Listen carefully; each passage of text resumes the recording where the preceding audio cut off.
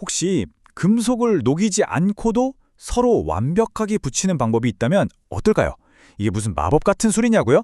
아니요. 사실은 우리 주변의 거의 모든 것을 지탱하는 아주 놀라운 기술의 핵심입니다.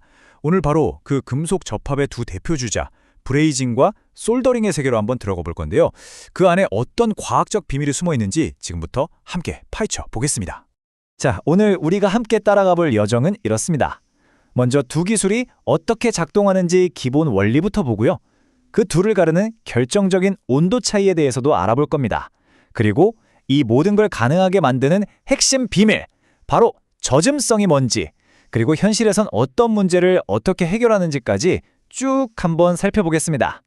그럼 첫 번째 이야기부터 시작해 볼까요? 녹이지 않고 붙이기. 네, 이 기본 원칙이 바로 브레이징과 솔더링, 이 두 기술이 공유하는 가장 중요한 공통점이라고 할 수 있어요. 이 그림 하나에 모든 원리가 다 담겨 있어요. 자, 보세요. 여기 두 개의 단단한 금속, 이걸 모재라고 부르는데요. 중요한 건 얘네들을 직접 녹이는 게 절대로 아니라는 겁니다. 대신에 훨씬 낮은 온도에서 녹는 제3의 금속, 그러니까 삽입금속을 액체로 만들어서 그 틈새를 싹 채워주는 거죠. 그리고 이 액체가 식어서 굳으면 짜잔! 모재는 전혀 손석 없이 아주 완벽하고 강력하게 하나로 딱 붙게 되는 겁니다. 자, 그런데 이 두 기술이 똑같지는 않겠죠. 명확히 다른 점이 있습니다. 이제 그 둘을 가르는 결정적인 차이점, 바로 이 숫자에 한번 주목해 보시죠. 네, 바로 섭씨 450도. 이 온도가 브레이징이냐 솔더링이냐를 나누는 절대적인 기준선이 됩니다. 정말로 이 450도라는 선이 모든 걸 바꿔놓습니다.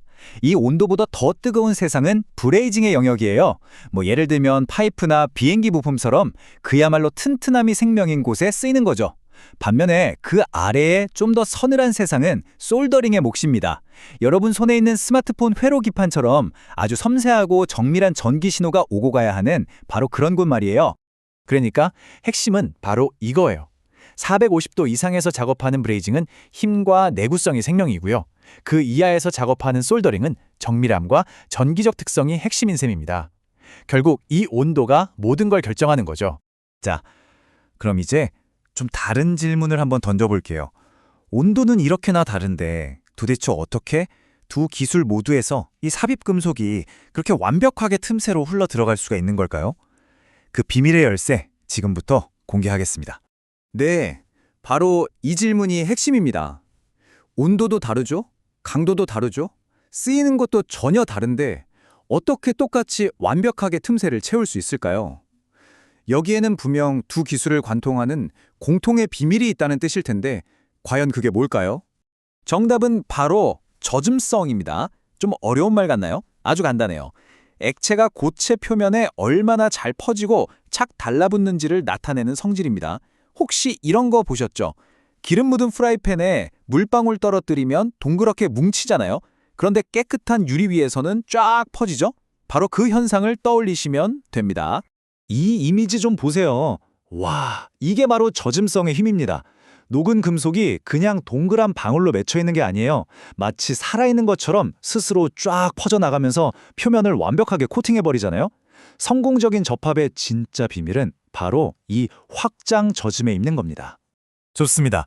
젖음성이 중요하다는 건 이제 알겠어요. 그럼 이제 그 속을 한번 들여다볼 시간이죠. 과연 여기엔 어떤 물리학이 숨어 있을까요? 사실 젖음성은 결국 힘의 균형 문제예요. 고체랑 액체, 그리고 그 주변의 기체까지. 이 셋 사이에 작용하는 표면 장력들이 마치 보이지 않는 줄다리기를 하는 것과 같거든요. 그리고 우리는 이 줄다리기의 결과를 바로 접촉각, 그리스 문자로 세타라고 부르는 이 각도를 통해 측정할 수 있습니다. 그래서 엔지니어들의 목표는 아주 명확합니다. 딱 하나예요. 바로 이 접촉각을 가능한 한 0도에 가깝게 만드는 것. 왜냐하면 각도가 0에 가까울수록 액체 금속이 표면에 더 넓고 더 얇게 쫙 퍼져나간다는 뜻이거든요. 이 슬라이드가 이걸 정말 극명하게 보여주는데요. 성공과 실패가 진짜 이 각도 하나에 달려 있어요. 왼쪽처럼 0도에 가까워지면 액체가 표면에 착 달라붙어서 완벽한 접합을 만들어내죠. 하지만 오른쪽을 보세요. 각도가 90도를 넘어가면 그냥 등을 돌리고 제멋대로 동그랗게 뭉쳐버리는 겁니다. 이러면 접합은 처참하게 실패하는 거죠. 그리고 완벽한 젖음성은 또 하나의 놀라운 마법을 부릅니다. 그게 바로 모세관 현상이에요. 접촉각이 0에 아주 가까워지면요. 마치 스펀지가 물을 쫙 빨아들이는 것처럼 이 좁은 틈새가 스스로 액체 금속을 안으로 막 빨아들이기 시작합니다. 그 힘이 얼마나 강력하냐면요. 심지어 중력을 거슬러 올라갈 정도예요. 대단하죠? 하지만 여러분도 아시다시피 현실은 이론처럼 완벽하지가 않죠. 이 완벽한 젖음성을 방해하는 현실 세계의 빌런이 존재합니다. 자, 지금부터는 그 장애물이 뭔지, 그리고 우리가 그걸 어떻게 극복하는지에 대해 알아보겠습니다. 그 보이지 않는 적, 그 빌런의 이름은 바로 산화피막입니다.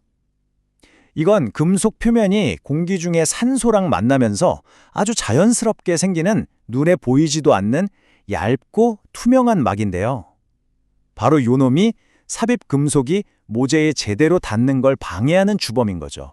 바로 이 슬라이드가 모든 걸 설명해 줍니다. 위쪽 그림이 바로 문제 상황이에요.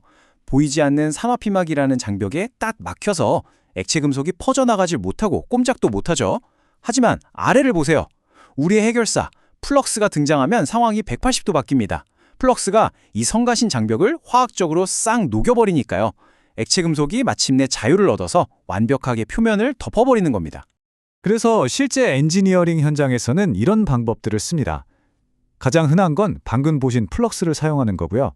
좀 더 정밀한 작업이 필요할 때는 아예 진공 상태에서 작업을 하거나 수소 같은 환원성 가스를 이용해서 산화피막이 애초에 생길 틈도 주지 않는 거죠. 결국 모든 것은 아주 작은 액체 방울 하나에서 시작되는 거였습니다. 오늘 우리가 함께 본 이 미시적인 젖음성과 모세관 현상, 이게 바로 우리가 매일 건너는 다리, 우리가 타는 비행기, 그리고 지금 바로 여러분 손에 들려있을 그 스마트폰을 지탱하는 보이지 않는 진짜 힘입니다. 이렇게 작은 과학이 이렇게나 거대한 세상을 움직이고 있다는 사실, 정말 놀랍지 않나요?